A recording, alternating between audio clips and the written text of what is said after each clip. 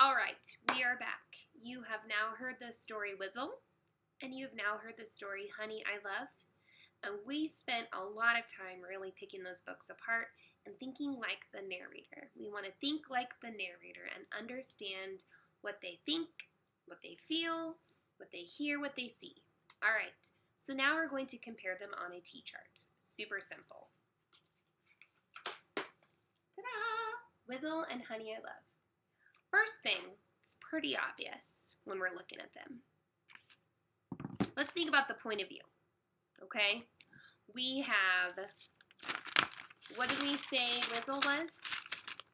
We said it was third person. So we're going to go ahead and under Wizzle, we're going to write third person, right? It is third person point of view.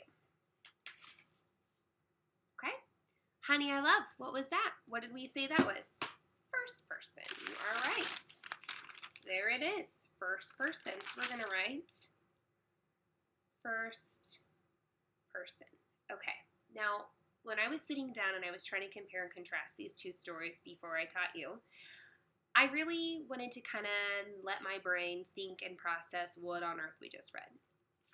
I really wanted to use the narrator's information to make a decision about the book. When I read Wizzle, and we wrote all this beautiful stuff down, I learned something from the narrator. As a reader, we can tell that Wizzle is a nasty, mean witch that loves causing trouble. It's like the main idea right there. I just used the narrator's sensory details, and it gave me the main idea of the book. We can tell that she is a nasty, mean witch that loves causing trouble. So I wrote that at the bottom of this T-chart that we made on Monday. Excuse me.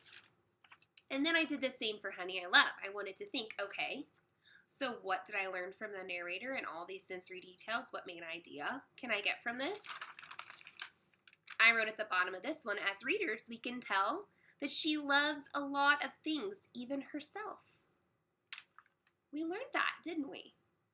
So now that I have both of these stories, both of these T-charts, both of these ideas, let's put it all together.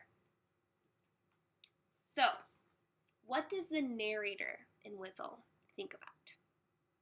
Now, I noticed that when I was filling these out, I wrote think and feel in the same category.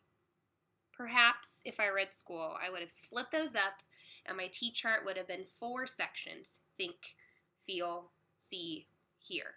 But I'm not at school, this is what it is, okay? I'll lump them together. Oh well. So I noticed that because Wizzle was third person, we got a lot of thinking coming from the narrator and not a lot of feeling, right? The narrator didn't tell us much about what Wizzle felt, like on her skin.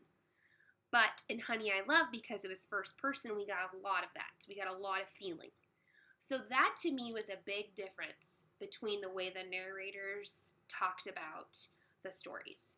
So under Wizzle, we can say that the narrator thinks about the character and shows us that Wizzle is mean and nasty, okay?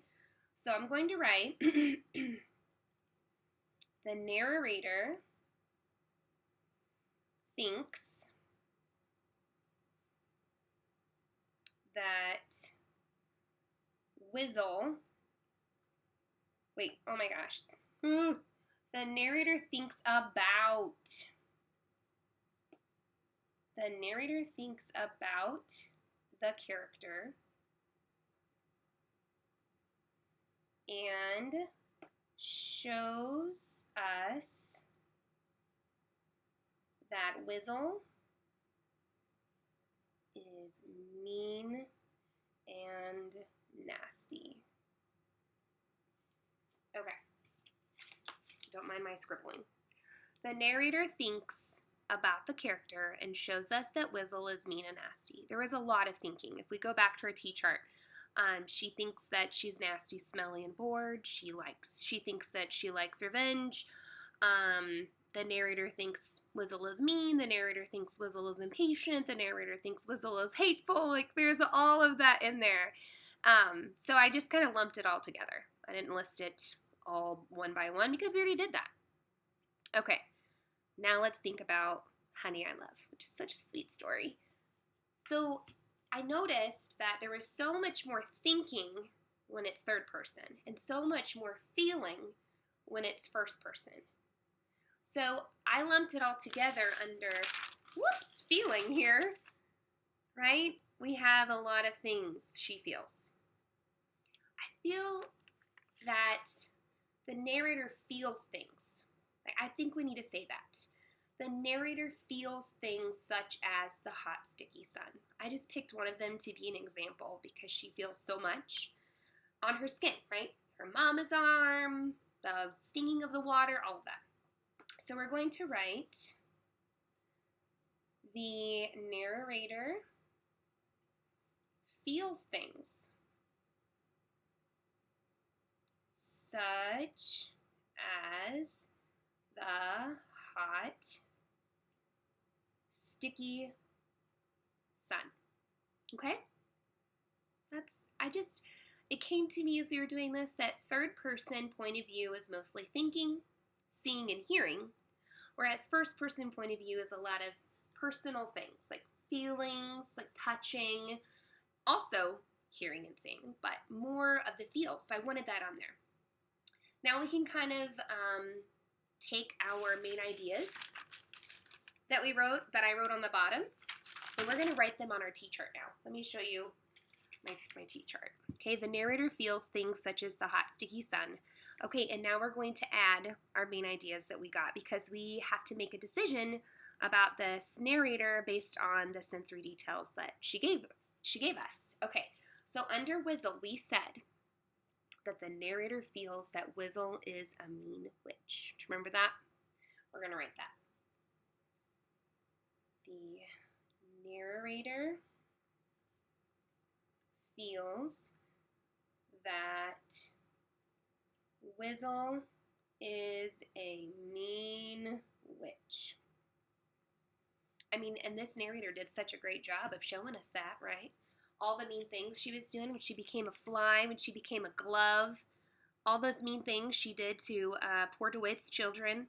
I mean, she showed us all of those using sensory details, okay? On the flip side, Honey I Love, the narrator loves so many things, right?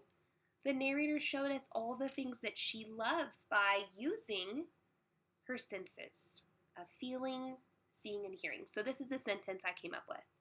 The narrator loves so many things that she can feel, see, and hear even herself. Great message, right? So let's write that down. On the other side, on Honey I Love, the narrator, which remember, a narrator is the person that tells the story. Make sure we know that. Loves so many things. I mean, that's basically what the whole book is about, right? So many things that she can feel, see, and hear even herself.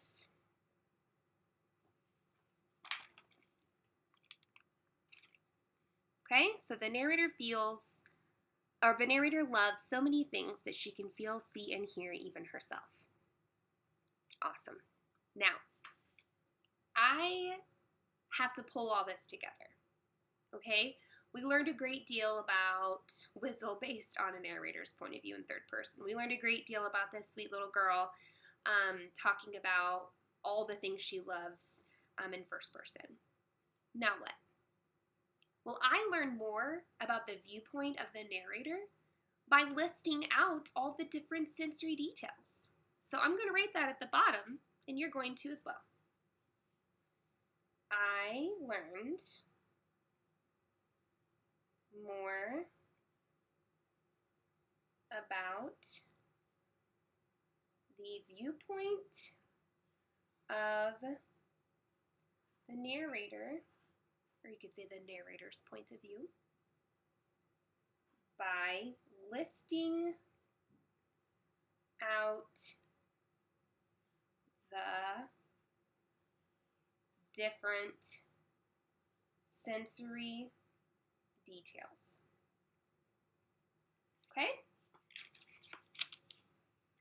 learned more about the viewpoint of the narrator by listing out the different sensory details. If you need to pause this now so you can write this all down, go for it.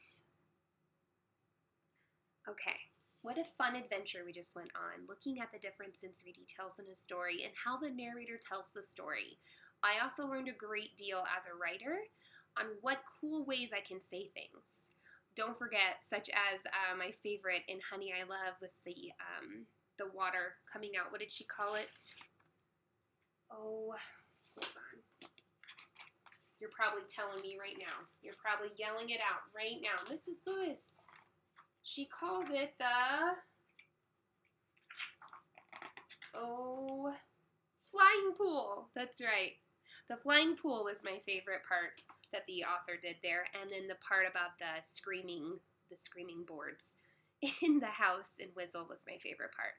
So I really thought as a writer those two things were pretty cool. You're going to be asked to use some sensory details to write us a paragraph. So be thinking about some cool ways to say things. Okay, well, I had fun doing this with you guys. I hope you had fun too. Pretty simple. Just write down what we wrote down, what I wrote down. Yeah? Can you do that? Just click pause and do it? Okay. Hope you guys have a great day. Bye!